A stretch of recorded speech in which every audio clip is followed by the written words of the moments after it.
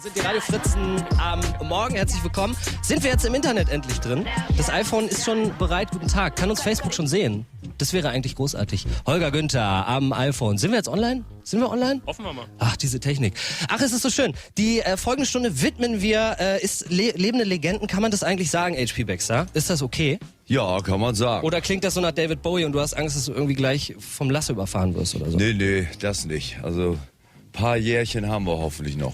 Ey, ich wollte eigentlich dieses Interview starten, weil dieses Interview fängt tatsächlich an wie ein Witz. Weißt du warum? Nein. Zwei Ostfriesen treffen sich bei Fritz. Du kommst nämlich aus Leer und ich aus Norden. Ich bin im Norden groß geworden. Norden kennst du? Ja, kenne ich. Da uns hat eigentlich nur Aurich getrennt damals.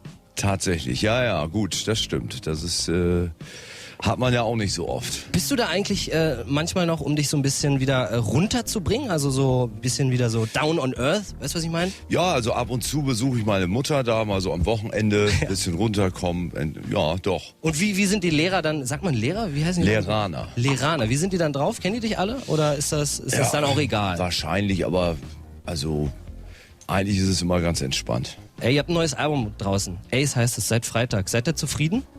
Wir sind sehr zufrieden, was sollen wir auch anderes sagen? Absolut. Und haben die Single Oi ausgekoppelt und die finden wir ganz toll, die geht auch gut los, haben wir jetzt uraufgeführt am Wochenende in Finnland, hatten wir eine Show. Ach echt? Ja, und jetzt sind wir schon in der Tourvorbereitung und dann dementsprechend präsentieren wir dann das Album auch auf der Deutschland-Tour. Bevor wir jetzt ausgiebig noch quatschen, lass uns da erstmal reinhören, um uns so ein bisschen in Stimmung zu bringen. Sehr gut. Und danach werden wir über den Song quatschen und über das Album. Die Radio Fritzen am Morgen sind hier mit Scooter und Oi.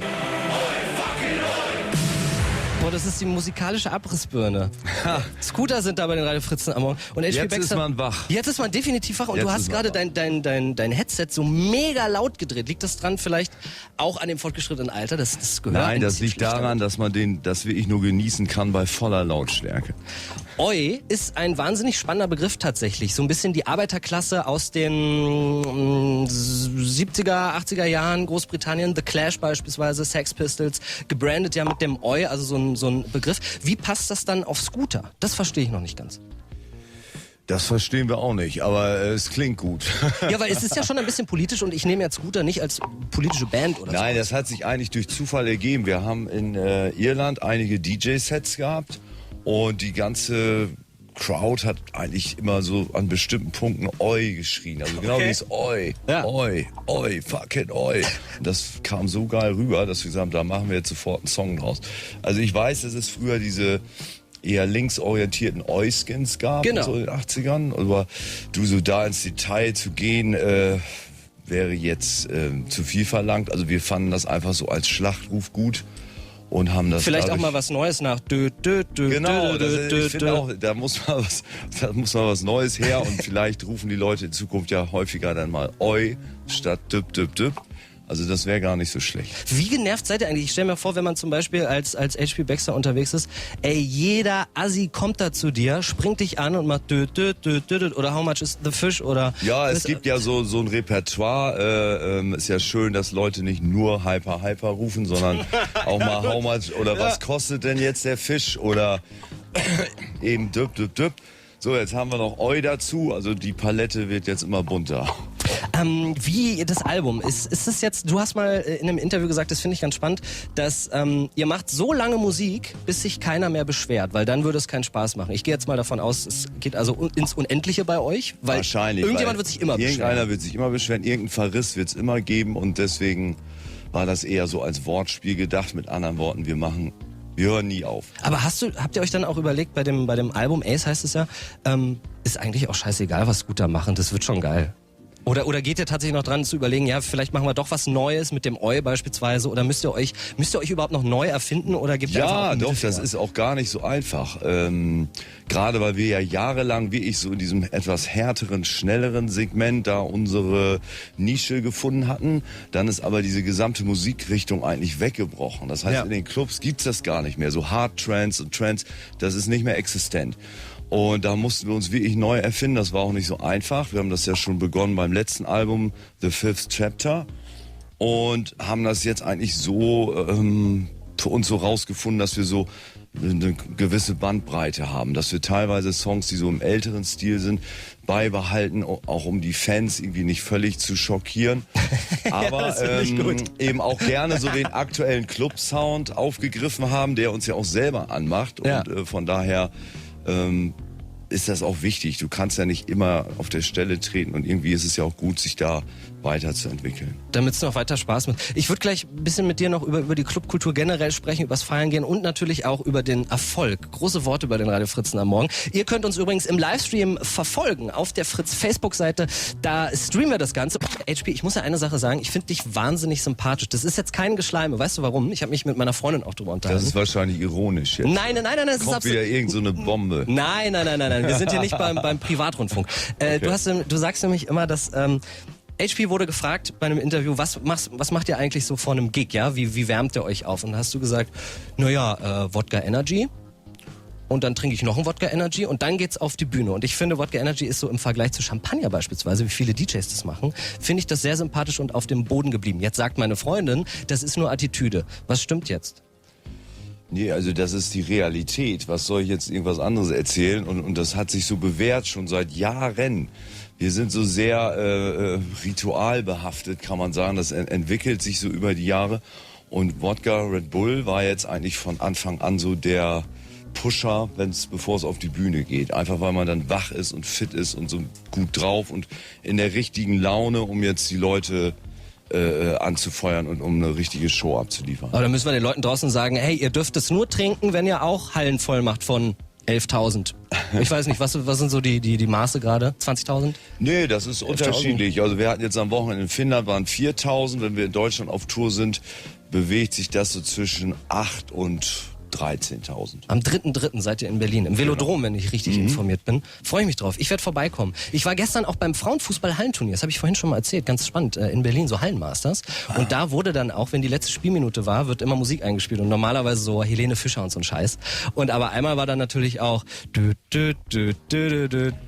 das hat tatsächlich rein sportlich wahnsinnig gepasst, weil die Spieler, glaube ich, doppelt motiviert waren. Und ich weiß, dass sehr viele Sportler auch eure Musik hören, um so akustisch vorzuglühen. Ja, das habe ich auch öfter gehört und auch sehr oft eben bei Veranstaltungen laufen die Songs so, zum Beispiel beim HSV in Hamburg haben wir so einen Torsong gemacht, statt Always Hardcore, Auf geht's Hamburg und nach jedem HSV-Tor läuft das dann.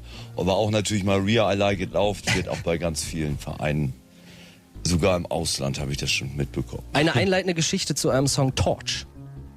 Torch. Ja, also ich habe ja so im Laufe der Jahre meine Jugend verarbeitet bei Scooter, indem ich ab und zu irgendeinen Song gecovert habe, schon von Billy Idol, Sisters of Mercy.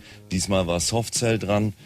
Torch ist auch so ein Klassiker eigentlich aus meiner frühen Jugend und irgendwie hat mich das gereizt, die Nummer nochmal selber zu singen. Ich muss wirklich mal sagen, HP, du riechst aber, meine Fresse, du riechst richtig gut. Was ist das? Ist das mal, Creme oder was? Ja, oder irgendwie. Was? Ich habe so ein bisschen Erst das bin Gefühl. Ich dir sympathisch, nee, weißt du, was das Problem ist?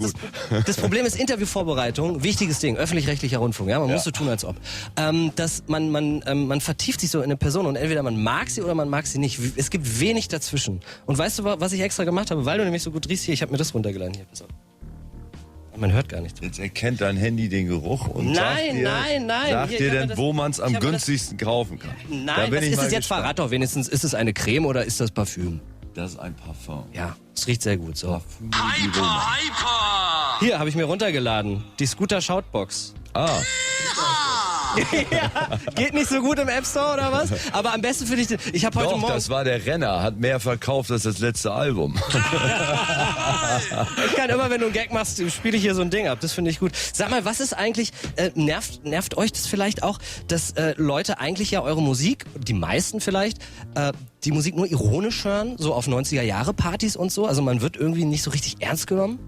Naja gut, ich meine, das ist ja bei uns auch so gewollt. Wir haben ja auch, die meisten Texte sind ja auch ironisch oder das ist ja auch alles, ich glaube das wird oft missverstanden, unsere Musik. Also wird missverstanden? Ja, es wird missverstanden insofern, dass die Leute es nicht ernst nehmen, aber es ist auch gar nicht so ernst gemeint. Also wie soll ich das sagen? Es ist ein großes Missverständnis.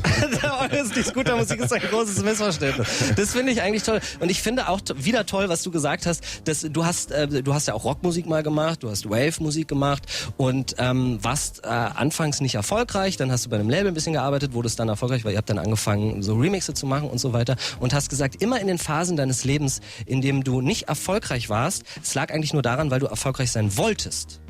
Ja, wenn man Dinge zu sehr erzwingen will, funktioniert das nicht. Ich habe festgestellt, natürlich muss man so irgendwo ein Ziel vor Augen haben, auch zielorientiert arbeiten, aber sich dabei möglichst nicht verkrampfen und nicht so das so mit Gewalt einfordern. Also ich glaube, wenn man sich ein bisschen entspannt und dann habe ich so festgestellt, klappt das besser. Nach wie viel Zeit hast du es festgestellt? Ich meine, nach ihr seid 8 Jahren. Nach 8 Jahren, ja gut. Zu dem Punkt muss man aber auch erstmal kommen. Wir spielen jetzt keine Werbung an dieser Stelle. Vielen Dank an dieser Stelle. Wir haben nämlich noch 3 Minuten. HP Baxter denkt, ich bin in ihn verliebt. Das ist nicht schlimm. Ich bin damit fein. HP. Ich bin da total, das ist total okay. Eine Sache noch. Ihr seid krass berühmt auch in Russland, in der Mongolei und so. Wie kommt das? Also wir waren ja schon, als es losging mit Scooter, auch ziemlich direkt im Ausland unterwegs, unter anderem in Russland und hatten da wahnsinnigen Erfolg schon in den 90ern und das hat sich eigentlich so zum Glück konstant gehalten, so dass wir jedes Jahr in Russland spielen auch. Sind die nett, die Leute da, ja? Ja, ich mag die wirklich. Dabei, das ist mein Lieblingsspruch. Das ist eine andere Mentalität, aber ich komme sehr gut mit denen zurecht und fühle mich da wohl. So, apropos zurechtkommen. Wir kommen zurecht mit Anita Schröder. Anita, erzähl doch nochmal den Kasus Knacktus. Also, ich war in Neuseeland die letzten Wochen und da gibt's eine Sache, die lernt jeder kennen, der mit einem Backpacker-Rucksack in dieses Land rein, in ein Hostel stolpert. Und zwar sind das Tim Tams. Das sind Schokobiskuit-Dinger. Da würde ich euch jetzt gerne jeden einen geben. Ja. Und ihr müsstet einen Kaffee, jeweils einer. Also jeder einen Kaffee. Ich habe euch welchen geholt. Jeder einen in die Hand Kaffee? nehmen. Die sind sehen ein bisschen durchgenudelt aus, weil ich danach in Sri Lanka war. Ich habe die immer wieder in den Kühlschrank gesteckt. Also nicht, dass ihr denkt, die Packung sieht leider so aus, weil es für mich noch weiterging. So, jetzt vorne und hinten einmal abbeißen. Ja. Also vorne die Ecke und hinten. Und hinten? Die Fritz-Facebook-Seite, da könnt ihr euch den Video-Livestream übrigens anschauen. Du müsstest das Mikro leider wegpacken, kurz einen Kaffee in die Hand nehmen. I'm sorry. Und jetzt müsstet ihr den Kaffee also das Ding wie ein Strohhalm benutzen und den Kaffee durchsutschen. Und wenn ihr merkt, dass der Kaffee oben ankommt an eurer Lippe, das Ding ganz schnell reinstecken. Wo reinstecken? Im Mund.